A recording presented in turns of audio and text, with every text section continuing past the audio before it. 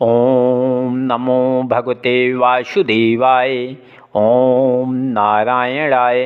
अगली कथा श्री कृष्ण जी का जरासंध को मारने के लिए जाना।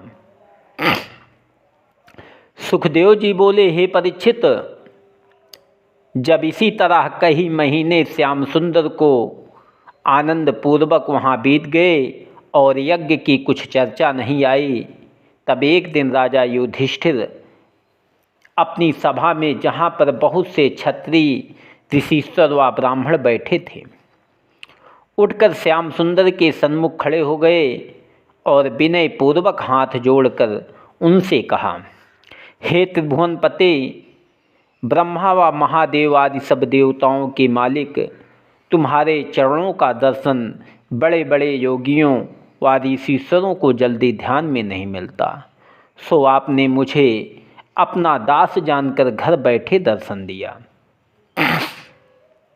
तुम्हें ऐसी प्रभु लीला करो, काहू से नहीं जाने परो, माया में भूला संसार, तुमसे करत लोक व्यवहार, जो तुमको सुमिरत जगदीसा, उनको जानो अपना ईसा।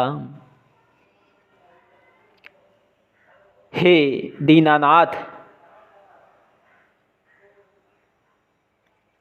तुम्हारी दया से जगत में मेरी सब इच्छा पूर्ण हुई, पर एक अभिलाषा और रखता हूँ, आज्ञा हो तो विनय करूँ। श्याम सुंदर बोले, हे राजन, जो इच्छा तुमको हो सो बतलाओ। वह भी पूरी हो जाएगी। यह वचन सुनते ही राजा युधिष्ठिर प्रसन्न होकर बोले, हे द्वारिकानाथ, राजसूय यज्ञ करने की इच्छा रखता हूँ। सब मुनियों ऋषीश्वरों को भी इसमें प्रसन्नता है, पर तुम्हारी कृपा के बिना यह कठिन यज्ञ संपूर्ण नहीं हो सकता। जिस तरह आपने कई बेर महाविपत्ति में हमारी सुधि लेकर मेरा मनोरथ पूर्ण किया, उसी तरह अब भी अपनी दया से यज्ञ अच्छी तरह संपूर्ण करा दीजिए, तो उसका फल तुम्हारे अर्पण करके भवसागर पार उतर जाऊँ। संसार में हम पांचों भाई तुम्हारे दास कहलाते हैं, इसलिए संसारी लोग ऐसा कहेंगे कि श्याम सुंदर की दया से पांडवों ने राजसूय यज्ञ किया था। यह भी तुम्हारे चरणों का ही प्रताप है, जो मुझे यह इच्छा हुई। मैं इस बात का विश्वास रखता हूँ कि जो तुम्हारे शरण में आया, उसका कोई मनोरथ बाकी नहीं रहता। जा विधि मंत्र देहूँ यदुराजा, आय सुमानि करो तेहि काजा, तुम्हारी सब काजन विषय हमको हो तो सहाय, और हमारे कौन हैं माखन प्रभु यदुराय। यह अधीन वचन सुनते ही लक्ष्मीपति ने हंसकर कहा, हे राजन, तुम्हारा कहना मैंने मान लिया। यह काम बहुत उत्तम है। सब देवता, पिता, ऋषीश्वर व मुनि तुमसे यह यज्ञ कराने की चाह रखते हैं। जब तुमने अपने प्रेम से मुझे बस कर लिया, तब तुमको राजसूय यज्ञ या इससे भी कोई बड़ा काम करना कौन कठिन है। जिसके अधीन मैं हुआ, उसकी कुछ इच्छा बाकी नहीं रहती। अर्जुनादिक तुम्हारे चारों भाई ऐसे बलवान हैं, जिनसे कोई दूसरा राजा युद्ध नहीं कर सकता। लोकपालों को भी ऐसी सामर्थ्य नहीं है जो मेरे सामने उनसे लड़ सके। इसलिए तुम अपने भाइयों को आज्ञा दो कि चारों दिशाओं में जाकर सब राजाओं को जीतने के उपरांत बहुत सा द्रव्य ले आवे, तब तुम आनंद से यज्ञ करो।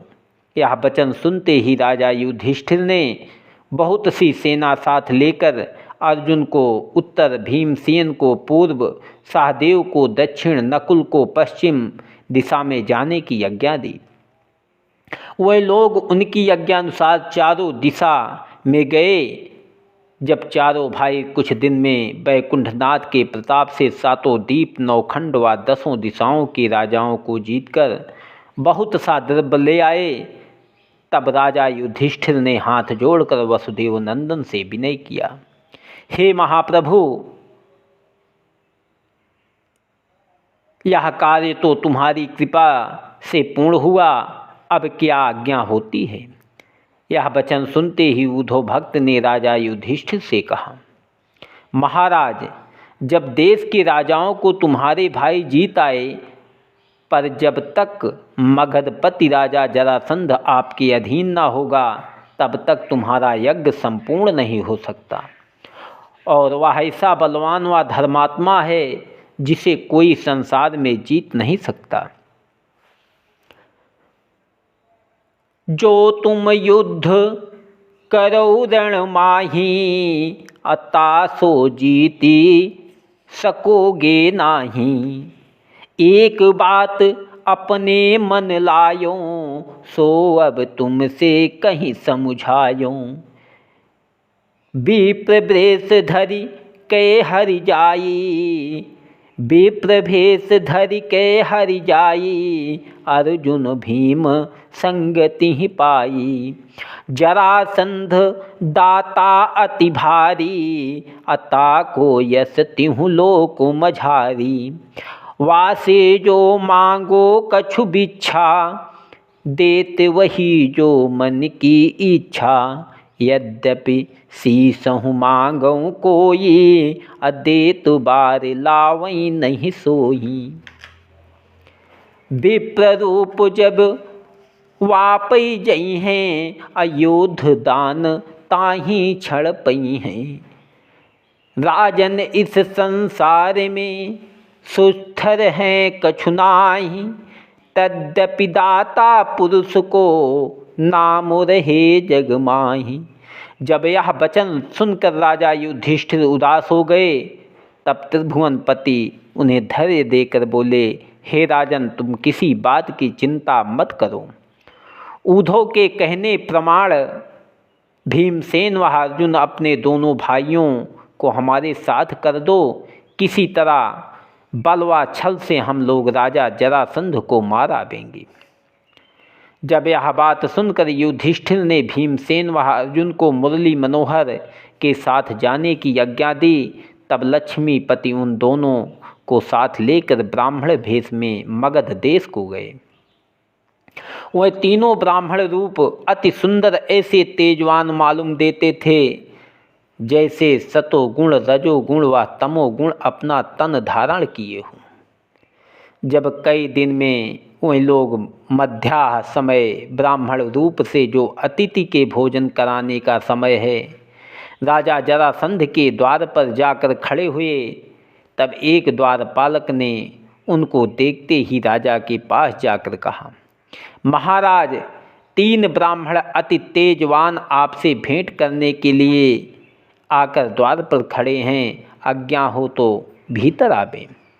यह वचन सुनते ही जरासंध बहुत प्रसन्न होकर आप द्वार पर चला आया और श्याम सुंदर आदि ब्राह्मण रूप को दंडवत करके भीतर ले गया।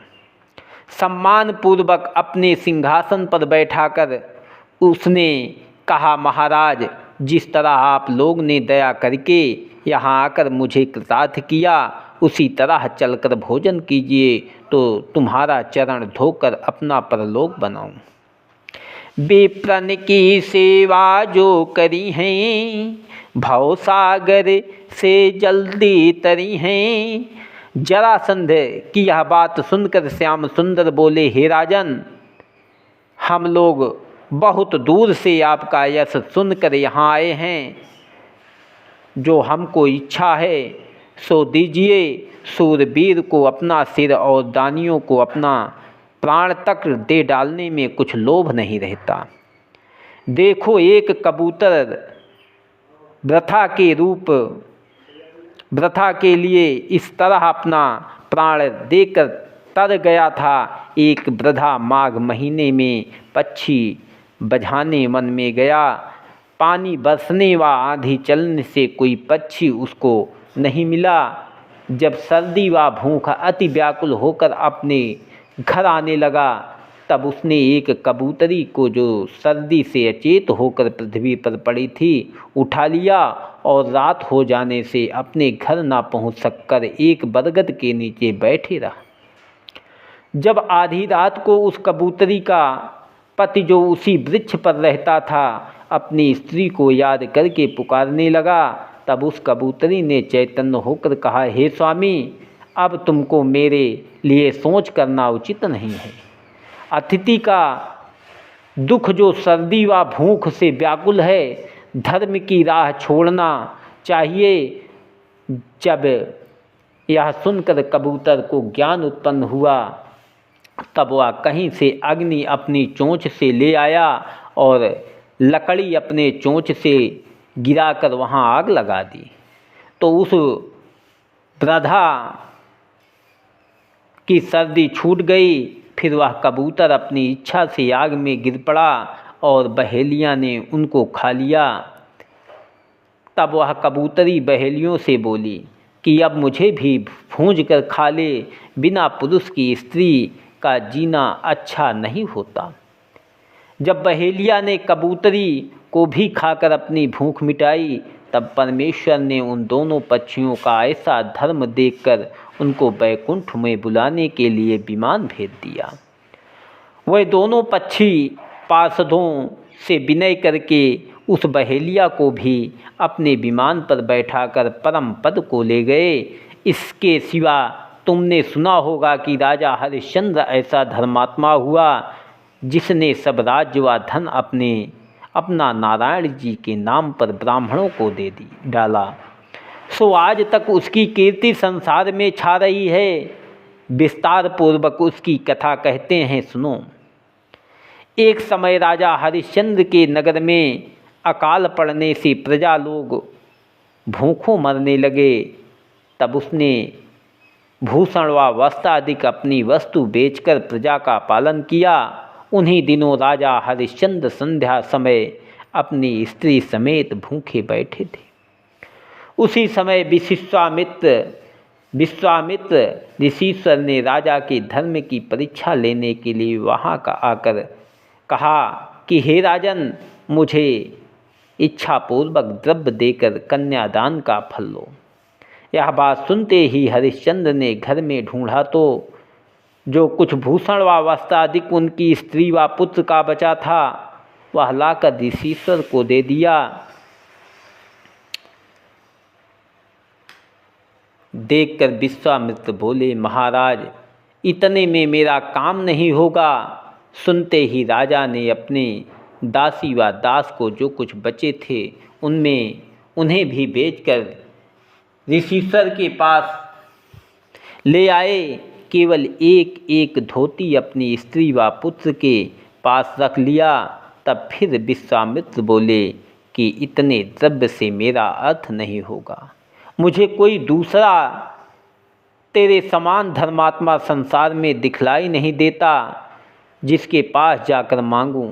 एक डोम धर्मपात्र है, आज्ञा हो तो उससे जाकर मांगूं, पर वहाँ जाते मुझे लज्जा मालूम होती है कि तुम समान दानी राजा को छोड़कर उससे क्या मांगूं। यह बात सुनकर हरिश्चंद्र ने ऋषीश्वर को अपने साथ लिवा लिया और उस डोम चंडाल के घर जाकर कहा कि हे भाई, तुम हमको अपने यहाँ गिरो रखो और इन ऋषीश्वर को इच्छापूर्वक द्रव्य दो। यह बात सुनकर वह डोम बोला, कैसे टहल हमारी करी हों, राजस तामस मन से हरि हों, तुम हो नृपति तेज बलधारी, महानीच है टहल हमारी। हे राजन, तुमको शमशान पर रहकर मुर्दा जलाने वालों से पैसा लेकर हमारे घर पहुंचाना होगा और हमारे मकान की चौकीदारी करनी पड़ेगी। तुमसे ये दोनों काम हो सके तो हम इस ब्राह्मण को मुँह मांगा द्रव्य देकर तुम्हें गिरो रखें। यह वचन सुनकर राजा हरिश्चंद्र ने कहा, बहुत अच्छा, हम वर्ष दिन तक ये दोनों काम तुम्हारे कर देंगे। यह वचन सुनते ही उस डोम ने इच्छा पूर्वक विश्वामित्र को द्रव्य देकर विदा किया।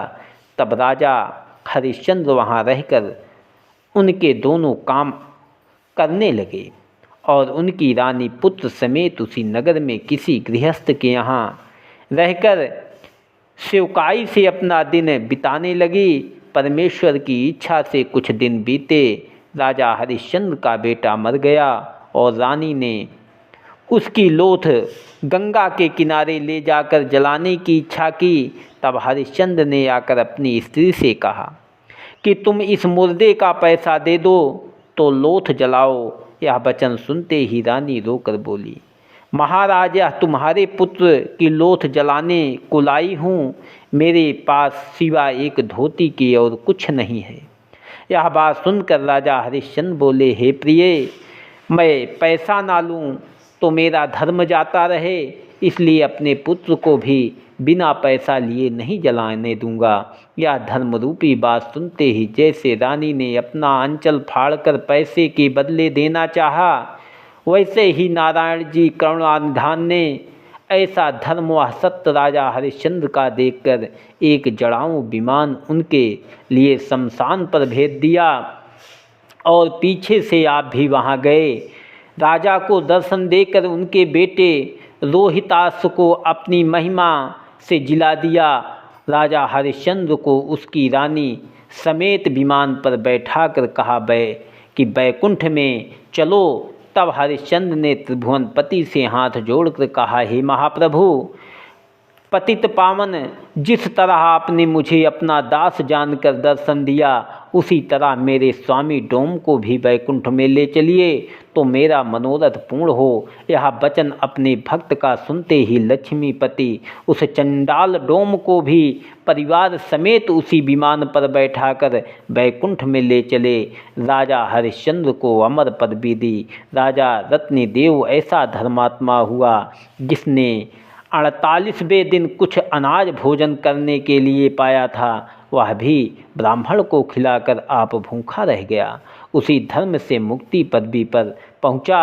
राजा बलि जब वामन महाराज को अपना सब राज्य व धन देकर शरीर देने के लिए तैयार हुआ, तब उसने सुतरलोक का राज्य पाया, जिसका यश आज तक संसार में छा रहा है। राजा शिव ने कबूतर के बदले अपने शरीर का मांस काट कर दे डाला।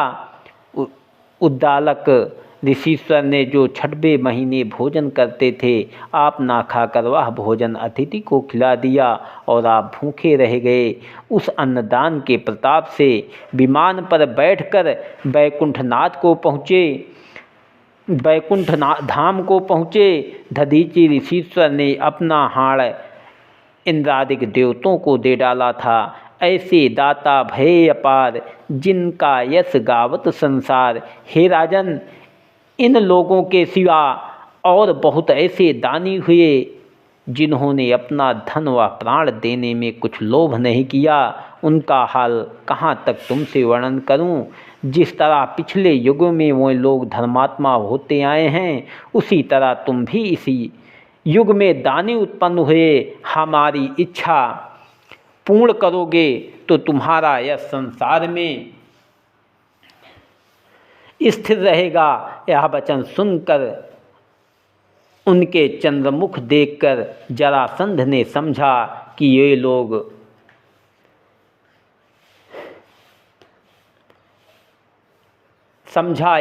ब्राह्मण नहीं हैं, राजकुमार मालूम होते हैं, इसलिए प्राण भी मांगे तो देना चाहिए, जिसमें मेरा धर्म बना रहे।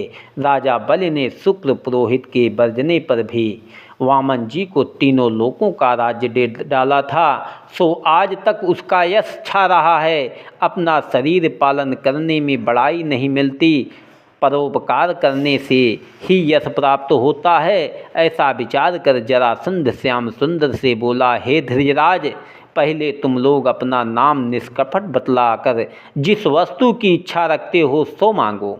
मैं अपने प्राण तक देने में भी लोभ नहीं करूँगा। यह वचन सुनकर श्री कृष्ण बोले, हे राजन, तुम सच पूछते हो तो मैं यदुवंशी श्री कृष्ण हूँ। ये दोनों भीमसेन व अर्जुन हमारे फूफा के बेटे हैं। मेरी व तुम्हारी पहले भी मथुरा में भेंट हुई थी। तुम मुझको पहचानते होंगे। मैं तुम्हारे यहाँ भिक्षा लेने नहीं आया, अकेला युद्ध दान मांगने आया हूँ। इसके सिवा और कुछ नहीं चाहता। यह सुनते ही जरासंध प्रसन्न होकर बोला, बहुत अच्छा, मैंने तुम्हारा कहना माना, पर तुम मेरे सामने से भागकर द्वारिका जा बसे हो, इसलिए तुमसे लड़ते हुए मुझे लज्जा आती है। अर्जुन की अवस्था छोटी है और यह वर्ष दिन तक हिंजड़ा बनकर राजा विराट के यहाँ रहा था। इससे क्या लड़ूं? भीमसेन के साथ जो मेरे बराबर का है लड़ूंगा। पहले आप लोग मेरे यहाँ भोजन करके पीछे से धर्म युद्ध कीजिए। जब श्याम सुंदर ने भीमसेन व अर्जुन समेत राजा जरासंध के यहाँ 36 प्रकार के व्यंजन भोजन किया, तब राजा जरासंध ने 2 गदा लोहे की मंगवाई और भीमसेन को ब्राह्मण का भेष छुड़ाकर 1 गदा उसको दी और 1 आप ली। जब दोनों सूरवीर जो 10-10 हजार हाथी का बल रखते थे नगर के बाहर जाकर अखाड़े में खड़े हुए, तब जरासंध ने कहा, हे भीमसेन, तुम मेरे माकान पर ब्राह्मण रूप से आए थे, इसलिए पहले तुम गदा चलाओ। यह सुनकर भीमसेन बोला, हे राजन, अब धर्मयुद्ध में ज्ञान चर्चा उचित नहीं है, जो चाहे सो गदा चलावे। जब ऐसा कहकर दोनों वीर गदा युद्ध करने लगे, तब एक दूसरे का वार गदा पर रोककर अपना अंग बचा लेता था। लड़ते समय भीमसेन का श्वास पवन के पुत्र होने से नहीं फूलता था, पर जरासंध गदा युद्ध उनसे अच्छा जानता था और फुर्ती रखता था। जब इसी तरह युद्ध करते हुए संध्या हो गई और कोई नहीं हारा, तब दोनों वीरराज मंदिर पर चले आए और एक साथ भोजन करते सो रहे। प्रातः समय फिर उठकर उसी तरह गदा युद्ध किया। जब लड़ते लड़ते दोनों गदा टूटकर चूर हो जाती थी, तब वह दूसरी गदा मंगाकर लड़ते थे। दिन में काज करही नहीं, बिना युद्ध कछु और, रैन समय मिल बैठ कर, खान पान यक ठौर। जब इसी तरह लड़ते लड़ते सब गदा टूट गई, तब मल्ल युद्ध करने लगे। 26वें दिन राजा जरासंध ने 1 मुक्का भीमसेन की छाती में ऐसा मारा कि वह व्याकुल हो गया। तब उसने रात को कृष्णचंद्र से विनय किया, महाराज जरासंध बड़ा बलवान है, अब मैं उससे लड़ने की सामर्थ्य नहीं रखता, कल भाग जाऊंगा, मेरी लज्जा तुम्हारे हाथ है। यह वचन सुनकर जैसे ही द्वारिकानाथ ने अपना हाथ भीमसेन की छाती पर फेर दिया, वैसे ही उसकी सब पीड़ा दूर हो गई और उसको छाती में लगा लिया और कुछ बल अपना देकर उससे कहा कि लड़ते समय तुम मेरा संकेत समझकर जरासंध को मार डालना। जब 27वें दिन फिर दोनों सूरवीर लड़ने लगे, तब दैत्य संघारण ने भीमसेन को एक तिनका दिखलाकर बीच में से चीर डाला। पवनसुत ने उसका भेद समझकर श्याम सुंदर के बल देने से जरासंध को उठाकर पटक दिया और एक जंघा उसकी पैर से दबाकर दूसरी जंघा पकड़कर चीर डाला। उसका शरीर बीच में जोड़ा हुआ था, आध होकर वह मर गया। जरासंध के मरते ही देवताओं ने प्रसन्न होकर भीमसेन आदि पर फूल बरसाए और अनेक बाजे बजाकर जय जयकार करने लगे। श्याम सुंदर वह अर्जुन भीमसेन की भुजा पूजकर उसकी बड़ाई की। जरासंध यह विधिहतो भीमसेन के हाथ, सब लोगन को सुख दियो माखन प्रभु यदुनाथ। जब जरासंध के मरने का समाचार नगर में पहुंचा, तब उसकी रानी रोती पीटती हुई आकर श्याम सुंदर से बोली, महाराज तुम धन्य हो जो ऐसा कर्म तुमने किया। जिसने तुमको सर्वस्व दिया उसका प्राण तुमने लिया। जो कोई अपना तन व धन तुम्हारे भेंट करता है उसके साथ तुम ऐसी भलाई करते हो जैसी राजा बलि के साथ किया था। जब रानी ने अपने पति के लिए अति विलाप किया तब श्याम सुंदर ने उसे धैर्य देकर विदा कर दिया। मगर पति का बेटा सहदेव वसुदेव नंदन को परमेश्वर जानकर उसकी शरण में आया।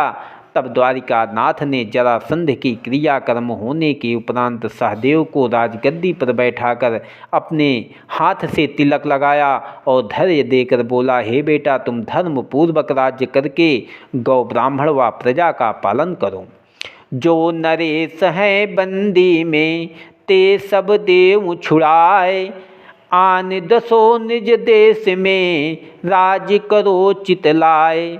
ओम नमो भगवते वासुदेवाय। ओम नारायणाय नमः। अगली कथा श्री कृष्ण जी का 20,800 राजाओं का छुड़ाना।